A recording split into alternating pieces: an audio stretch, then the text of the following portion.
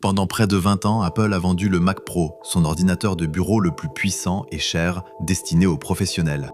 En mars dernier, Apple a cessé la production, retiré le modèle de son site et confirmé à 9to5Mac qu'il ne serait pas remplacé. Pour la plupart, cette nouvelle était anodine. Le Mac Pro ne s'est jamais vendu en très grande quantité, car il était destiné à un petit marché d'utilisateurs exigeants capables de dépenser $6 000 ou plus pour leur machine. Mais sur ce marché, son arrêt fut un événement majeur, marquant la fin d'une ère débutée avec le premier Power Mac en 1994. Dans cette vidéo, je vais expliquer les principaux facteurs qui ont conduit Apple à mettre fin à la gamme Mac Pro et ce que cela signifie pour les utilisateurs exigeants qui auraient pu en vouloir un. Très bien, revenons maintenant au Mac Pro.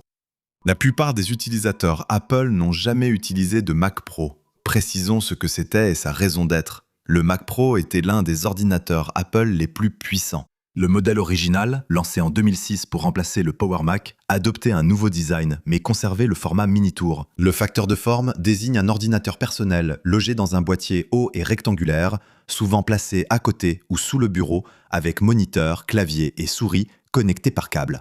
Ce facteur de forme, pratique et rentable pour les fabricants, est devenu très populaire dans les années 90.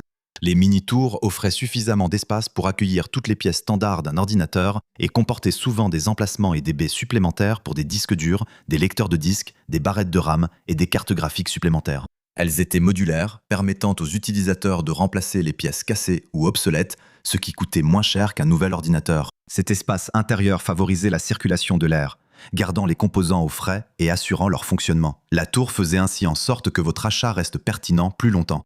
Mais il y avait aussi des inconvénients.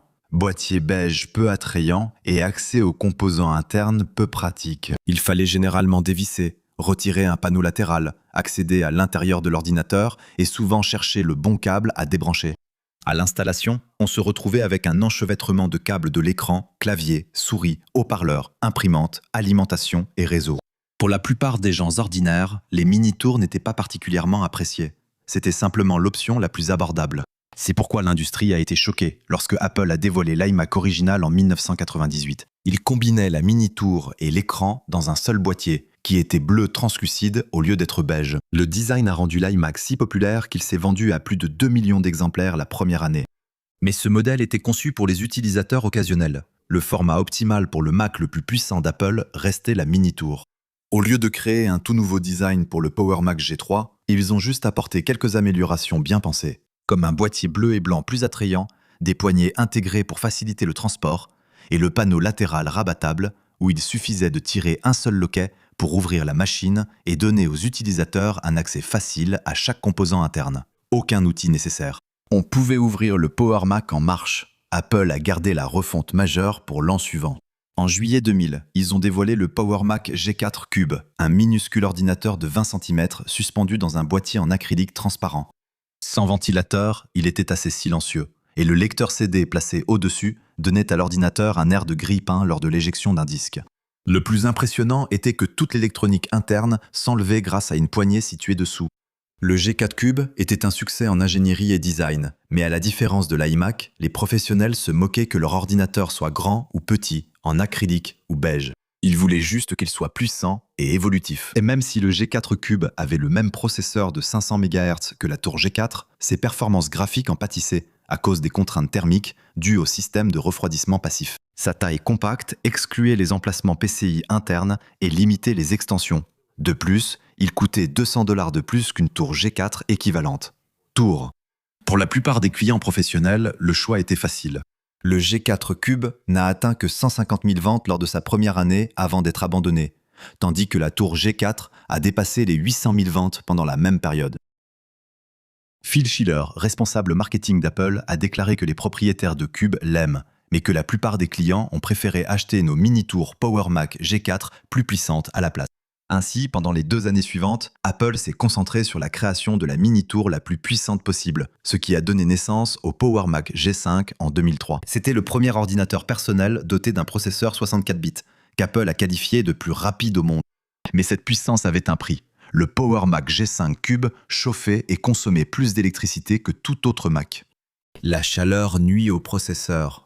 Si une puce chauffe trop, elle ralentit volontairement pour éviter la surchauffe et protéger les composants. Le Power Mac G5 a été conçu pour un flux d'air maximal afin de rester au frais. Apple a remplacé le boîtier en plastique par de l'aluminium, bien plus conducteur de chaleur. Ils ont aussi percé l'avant et l'arrière pour faciliter la circulation de l'air. Le boîtier comportait 4 zones thermiques, chacune dotée de son propre refroidissement.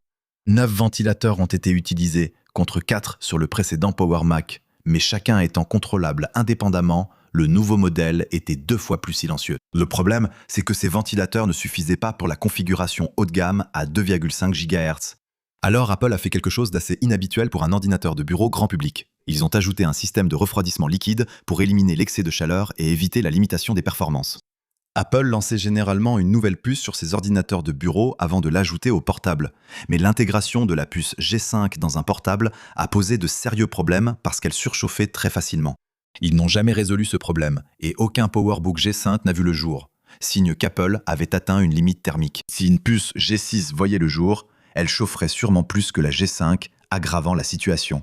C'est alors que Steve Jobs a compris que viser uniquement la puissance était une erreur. La mesure clé pour une puce d'ordinateur était la performance par watt, privilégiant l'efficacité énergétique à la performance brute. Lors de leur conférence des développeurs en 2005, Steve Jobs a annoncé qu'Apple abandonnait PowerPC pour passer aux puces Intel. En déclarant « En examinant les feuilles de route jusqu'à la mi-2006 et au-delà, nous voyons, le PowerPC nous offre environ 15 unités de performance par watt, mais la feuille de route d'Intel pour l'avenir nous en donne 70. Et donc, cela nous indique ce que nous devons faire. » Pour faire passer 5 modèles d'ordinateurs différents chez Intel, Apple avait prévu que cela prendrait de 18 à 24 mois. Mais ils ont réussi à le faire en seulement 7 mois, en commençant par l'iMac en janvier 2006 et en terminant par le Mac Pro en août. Les clients ont adoré le nouveau modèle. En abandonnant l'architecture PowerPC au profit des processeurs Intel Xeon double cœur et quadricœur, Apple a pulvérisé les précédents records de performance. L'intérieur repensé améliorait la circulation de l'air, avec 2 lecteurs optiques et 4 baies pour des disques durs qu'on pouvait retirer et installer plus facilement qu'avant. Je qualifierais cette période d'apogée du Mac Pro, offrant tout ce que recherchaient les utilisateurs exigeants à un prix plus abordable pour le haut de gamme. Le problème, c'est qu'en moins d'1 an, l'attention d'Apple s'est détournée du Mac pour se concentrer sur l'iPhone. Lors de son lancement en 2007, Apple pensait que l'iPhone révolutionnerait l'industrie technologique et deviendrait le prochain grand produit de l'entreprise. Steve Jobs a même annoncé le changement de nom de la société, passant de Apple Computer à simplement Apple, pour refléter la diversité de leur gamme de produits, qui comprenait plusieurs lecteurs de musique et, à ce moment-là, un smartphone. Mais le fait de retirer le mot computer de leur nom a mis mal à l'aise de nombreux utilisateurs de longue date d'Apple, car cela a été interprété comme un éloignement des produits les plus puissants de l'entreprise, le Mac, au profit d'appareils mobiles moins performants. Au cours de sa première année, l'iPhone ne représentait que 0,5% du chiffre d'affaires total d'Apple. Mais en 2009, ce chiffre est passé à 30,5%, atteignant presque celui du Mac à 32,4%. Puis au début de 2010, Apple a présenté l'iPad, un appareil capable d'effectuer la plupart des tâches informatiques courantes de manière plus conviviale et à un prix bien inférieur de seulement 499 $. En juin, lors d'une interview à la conférence All Things Digital, Steve Jobs a été interrogé sur la possibilité que le format tablette remplace un jour les ordinateurs portables. Il a déclaré « Quand nous étions une nation agricole, toutes les voitures étaient des camions, car c'était nécessaire à la ferme. Avec le déplacement des Américains vers les villes puis des banlieues, les voitures ont gagné en popularité et des innovations comme la transmission automatique et la direction assistée, peu considérées dans les camions, sont devenues essentielles dans les voitures. Je n'ai pas les chiffres exacts, mais peut-être qu'un véhicule sur 25 ou 30 est un camion, alors qu'avant c'était 100%. Les ordinateurs personnels vont devenir comme les camions. Cette prédiction s'est révélée assez exacte. En 2006, il n'y avait pas d'alternative au Mac. Les iPods étaient populaires, mais ne servaient qu'à lire musique et vidéo, nécessitant un Mac ou PC pour les télécharger. En 2010, l'iPhone et l'iPad se vendaient environ 4 fois plus que le Mac. Un énorme changement en seulement 4 ans. Steve Jobs évoque pour la première fois l'ère post-PC lors d'une interview en 2010. « Nous aimons parler de l'ère post-PC, mais quand cela arrive vraiment, c'est inconfortable pour beaucoup. » Cette remarque restait valable. Pendant toute cette période, on pouvait trouver des utilisateurs de Mac sur des forums et dans des articles se plaignant qu'Apple consacrait plus d'efforts à la création de nouveaux modèles d'iPhone et d'iPad, tandis que le Mac était négligé. Les sentiments envers Apple se sont complexifiés en 2011 après la mort de Steve Jobs et l'arrivée de Tim Cook comme PDG, suscitant de nouvelles inquiétudes. L'entreprise serait-elle encore capable de créer des produits innovants sans son leader visionnaire d'origine ? Ainsi, l'entreprise faisait désormais face à deux grandes critiques. Premièrement, Apple semblait moins intéressée que jamais par le Mac. Et deuxièmement, elle n'était peut-être plus capable de proposer un nouveau modèle de Mac révolutionnaire, même si elle essayait. Et le produit que de nombreux utilisateurs Apple de longue date attendaient de juger était le futur Mac Pro. En 2013, 7 ans s'étaient écoulés depuis sa dernière mise à jour majeure, soit bien plus longtemps que le cycle de 3 à 4 ans des années 2000. Quand Apple a présenté un nouveau modèle en juin 2013, on s'attendait à quelque chose d'exceptionnel. Et à première vue, il semblait qu'il l'avait fait. Le nouveau Mac Pro affichait la refonte la plus spectaculaire de son histoire. Un petit cylindre noir brillant, d'environ 25 cm de haut, construit autour d'un unique noyau thermique unique, avec 2 GPU de station de travail, de nouveaux processeurs Intel Xeon, un stockage SSD rapide et 6 ports Thunderbolt 2. Il faisait environ 1/8 de la taille de l'ancien Mini Tour. La présentation rappelait celle du G4 Cube, un ordinateur professionnel doté d'un nouveau système thermique, d'une taille réduite et d'un boîtier brillant amovible révélant l'intérieur. Malgré la tentative de coup d'éclat lors de cette présentation, pendant les applaudissements qui ont suivi la présentation du Mac Pro, le responsable marketing d'Apple, Phil Schiller, a déclaré « On ne peut plus innover, mon cul ». C'était une pique envers ceux qui disaient qu'Apple était perdu sans Steve Jobs. Mais ce commentaire a mal vieilli, car malgré son design magnifique, ce modèle s'est avéré être le pire Mac Pro jamais fabriqué par Apple. Les problèmes venaient de sa taille compacte. Toute la machine était centrée sur un noyau thermique prévu pour refroidir seulement 2 GPU de puissance moyenne en même temps. Apple avait prédit que l'avenir de l'informatique professionnelle serait constitué de nombreux petits GPU travaillant ensemble. Mais en réalité, les choses ont pris la direction opposée, vers de grandes cartes graphiques puissantes utilisées seules. Le format cylindrique ne pouvait pas l'accueillir physiquement. Aucune place réelle pour l'expansion. L'ancien Mini Tour permettait d'ajouter disques, RAM et cartes PCIe en retirant le panneau latéral, alors que le cylindre ne le permettait presque pas. Apple pensait que les utilisateurs ajouteraient ces périphériques via Thunderbolt 2, mais l'écosystème attendu n'a jamais vu le jour, laissant les utilisateurs avec des câbles et boîtiers éparpillés sur leur bureau. Ensuite, il y avait les problèmes de fiabilité. Les configurations haut de gamme à double GPU chauffaient beaucoup et présentaient un taux de panne anormalement élevé. Apple a lancé un programme de réparation pour les problèmes vidéo du modèle fin 2013. Les GPU de remplacement étaient si chers et rares qu'il valait souvent mieux acheter une nouvelle machine. Et tout comme avec le Power Mac G5, Apple avait déjà poussé le Mac Pro cylindrique à sa limite thermique maximale. Quand une puce Intel plus puissante mais plus chaude est sortie, le Mac Pro n'a pas pu l'adopter. Ce modèle est ainsi devenu le Mac le plus longtemps sans mise à jour majeure chez Apple. Apple a continué à le vendre, mais l'ordinateur semblait figé dans le temps. Il ne gérait pas les écrans 5K sans une solution complexe à 2 câbles, et a vite été dépassé en performance monothread par de nouvelles puces qu'Apple ne pouvait y intégrer. Ils avaient conçu une machine magnifique, avec pratiquement aucune capacité d'extension, ce qui était en quelque sorte tout l'intérêt du Mac Pro à la base. Cette erreur d'Apple a renforcé les critiques des utilisateurs professionnels. Après 4 ans, Apple a enfin abordé le problème. En avril 2017, la société a invité 5 journalistes dans son laboratoire de réalisation de produits à Cupertino pour une table ronde officielle sur l'état de ses Macs professionnels. Pour représenter Apple, il y avait Phil Schiller, le responsable des logiciels Craig Federighi et le vice-président du matériel John Ternus. Ce qu'ils ont dit équivalait à un aveu public d'échec. Schiller a annoncé à l'Assemblée qu'il repensait entièrement le Mac Pro avec un nouveau design en développement et s'est excusé du retard, admettant que l'absence de mise à jour avait pénalisé les professionnels. Federighi a déclaré « Nous nous sommes retrouvés dans une impasse thermique, un aveu rare d'une entreprise qui défend souvent ses choix controversés. » Le nouveau Mac Pro n'étant arrivé que 2 ans plus tard, Apple a lancé l'iMac Pro pour combler ce vide, offrant à bien des égards un meilleur rapport qualité-prix que le Mac Pro cylindrique. Avec un prix de départ de 5 000 $, l'iMac Pro avait un processeur 35% plus rapide qu'un Mac Pro comparable et une configuration avec une seule carte graphique qui fonctionnait 65% plus vite que la performance d'une seule carte du Mac Pro. L'iMac avait aussi des SSD 2 fois plus rapides, mais le point faible restait les possibilités d'extension. L'iMac Pro n'offrait pas de composants accessibles comme le Mac Pro, obligeant les clients à acheter toute la RAM et le stockage dès l'achat, ce qu'Apple facture bien plus cher que les fournisseurs tiers. Même si l'iMac Pro était plus performant, il ne répondait pas aux besoins des utilisateurs avancés pour un poste de travail complet. Lorsque le nouveau Mac Pro est enfin arrivé en juin 2019, Les professionnels du monde entier ont poussé un soupir de soulagement. C'était exactement la machine qu'ils espéraient. Apple a abandonné le design cylindrique et est revenu à la mini-tour classique, avec un grand boîtier en aluminium doté d'un nouveau motif en treillis à l'avant et à l'arrière qui améliorait le flux d'air de 20%.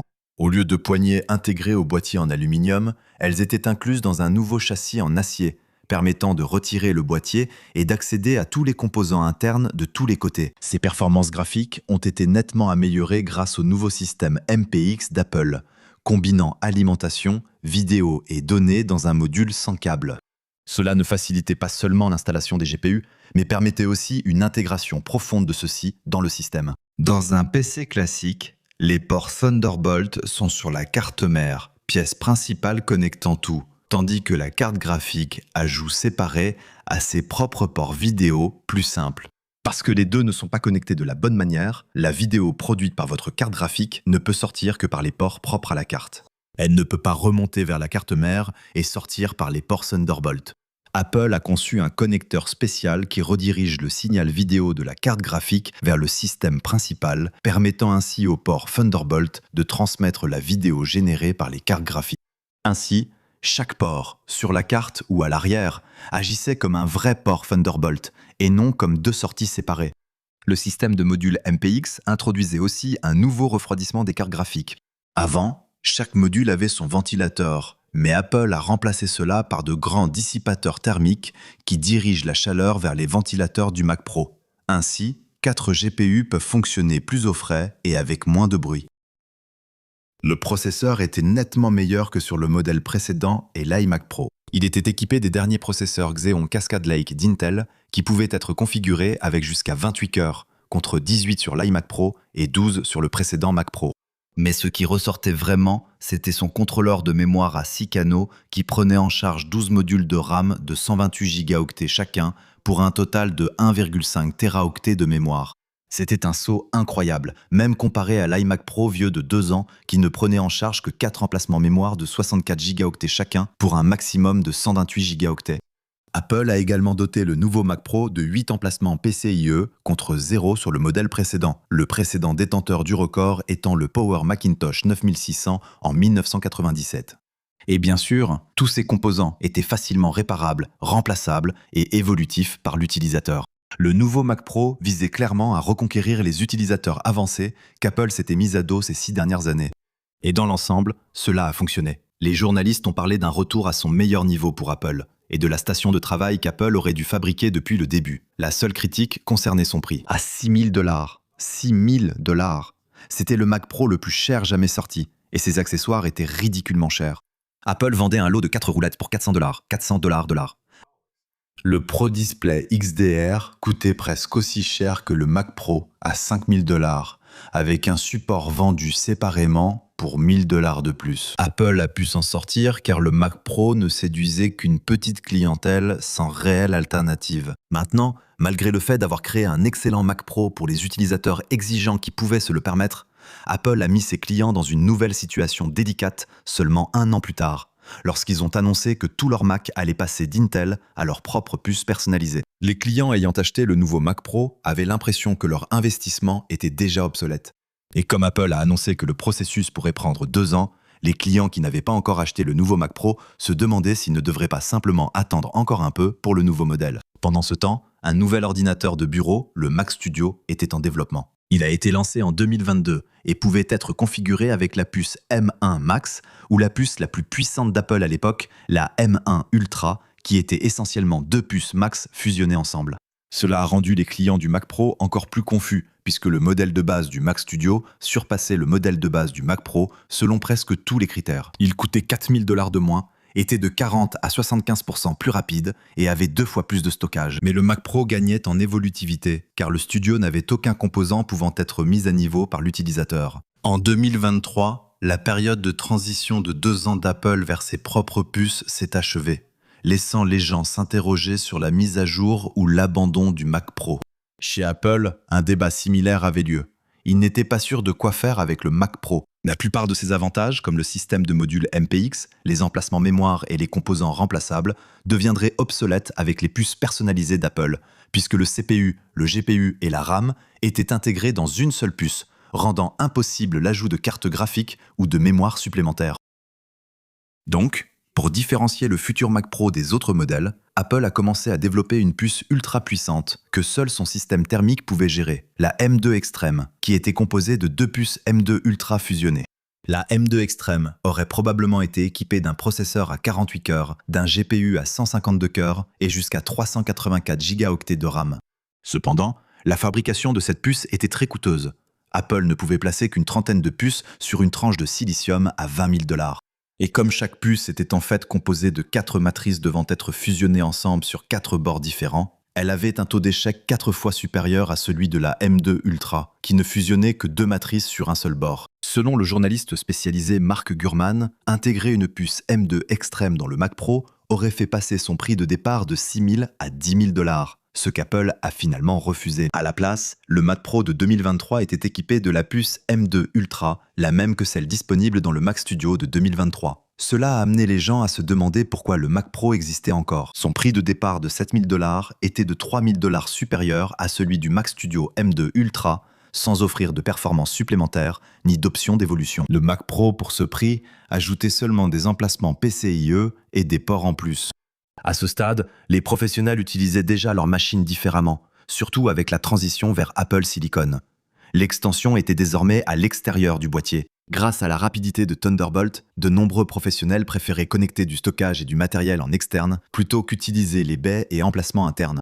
La majorité des utilisateurs avancés ont choisi le Mac Studio, plus abordable, réduisant encore la base d'utilisateurs du Mac Pro et poussant Apple à le juger non pertinent, puis à le retirer de la gamme. Je pense qu'il faut souligner ce que nous avons perdu en passant d'Intel à l'Apple Silicon et en arrêtant le Mac Pro. Nous n'avons plus la possibilité d'ouvrir nos Macs et de remplacer des composants. Mon tout premier MacBook, il y a 18 ans, avait une batterie à laquelle on pouvait accéder et que l'on pouvait retirer à la main. Je pouvais aussi remplacer le disque dur et la RAM avec juste un petit tournevis. Et c'est ce que j'ai fini par faire. J'ai remplacé le disque dur par un SSD, j'ai mis la RAM au maximum et j'ai changé la batterie quand elle ne tenait plus la charge.